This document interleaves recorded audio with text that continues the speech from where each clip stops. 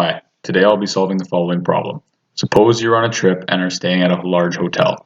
You notice that you are one of the only people staying at the hotel. The hotel staff explain that this is their slow month, which is why so many rooms are empty.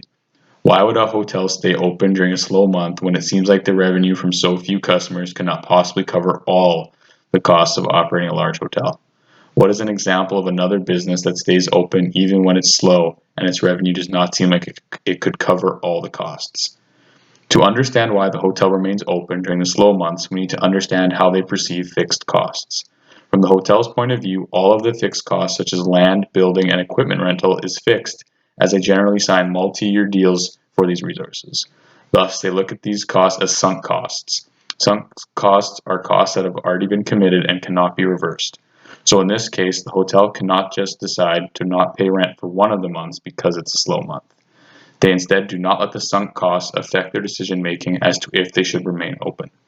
Instead, they look at their total revenue for the slow month and compare it to the variable costs. If their total revenue is above the variable costs to operate, they should still remain in business, even if they are losing money when looking at the total. The fixed costs are lost no matter if they make zero revenue or the little bit of revenue from the slow month. So as long as their total revenue is above the variable costs, they are better off to remain open and not shut down. A good example of a business that remains open even when it is slow would be restaurants. During slow times, it may seem like they are not making any money. However, the costs of the kitchen equipment, building, and land are all fixed costs and thus sunk costs, as the rent for these resources has already been paid.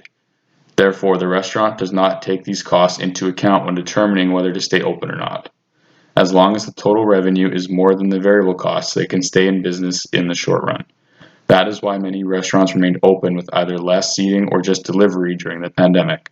Most were able to make more revenue than their variable costs and thus were able to stay afloat during the slowdown while waiting for the market for eating out to return to normal.